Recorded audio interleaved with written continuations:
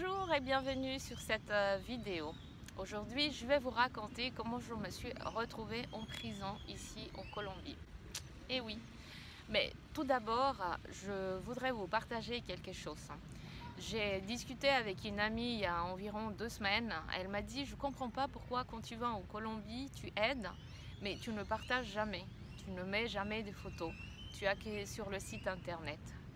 Et je me suis dit, c'est vrai, elle a raison. C'est assez spécial. Donc j'ai beaucoup réfléchi et maintenant j'ai compris pourquoi. En réalité, quand je viens en Colombie, cela fait déjà 20 ans que je viens chaque année. Et chaque année, j'apporte. Donc je demande à des amis proches ou bien via mon travail, je garde un pourcentage dans lequel je viens, j'achète à des enfants.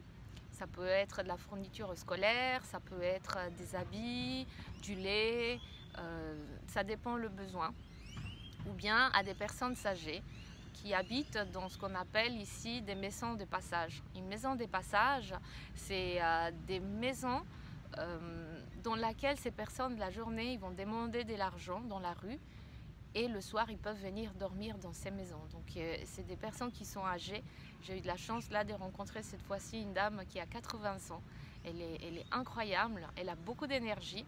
Et c'est assez malheureux de savoir que la journée, ils doivent sortir, demander, mendier et le soir avoir un toit.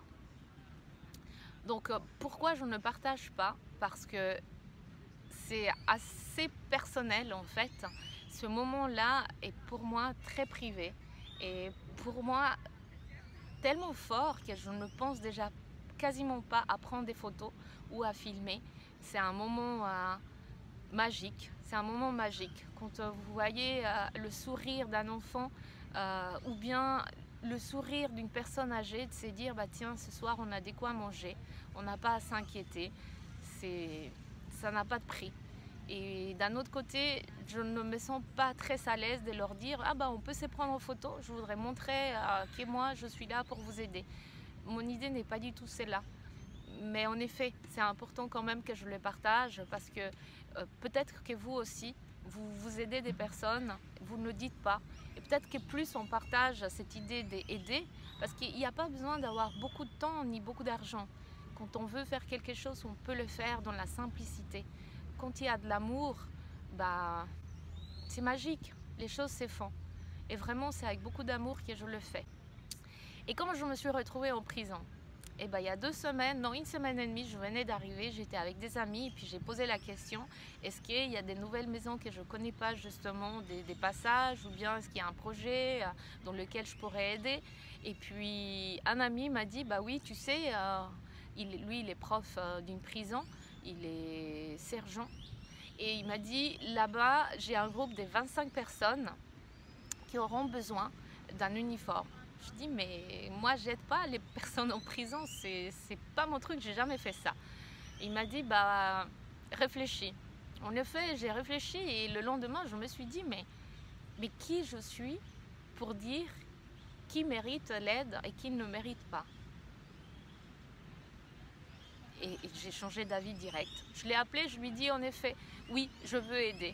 Par contre, il y a une seule condition. Il m'a dit, ok, laquelle? Je lui ai dit, je veux rentrer et je veux moi-même rencontrer ces personnes et donner ces t-shirts. Il m'a dit, tu ne peux pas rentrer, c'est pas possible. Et quand on m'a dit, c'est pas possible, ah bah du coup, je me suis dit, il faut que ça devienne possible. J'ai eu la permission de rentrer. J'avoue que quand je suis rentrée, j'étais pas très rassurée. J'étais assez inquiète, mais très vite après, je me suis sentie à l'aise. C'est des personnes comme moi, certes, dont c'est un besoin très différent, mais qui méritent aussi. Donc, j'ai fait en plus marquer sur les t-shirts, chaque jour je suis meilleure. Je leur ai parlé un peu, je leur ai même donné des outils de ce que j'utilise dans la préparation mentale. Voilà comment je me suis retrouvée en prison en Colombie. C'était une belle expérience. Ces personnes ont besoin d'aide également. Ok, ils se sont trompés, ok, ils ont fait des choses, mais on se trompe tous. Et puis, on fait ce qu'on peut. On fait ce qu'on peut, certains font mieux, certains font moins bien, peu importe. Peu importe.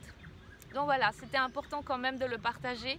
Je me suis dépassée, je suis sortie de ma zone de confort, je l'ai fait et j'en suis fière.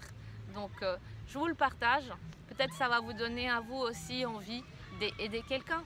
même si c'est une fois par année, même si c'est 1 heure, c'est pas grave. Ce qui importe, c'est vraiment donner le sourire et partager notre amour avec d'autres personnes. Voilà, je vous remercie à tous pour votre temps et puis à bientôt. Au revoir.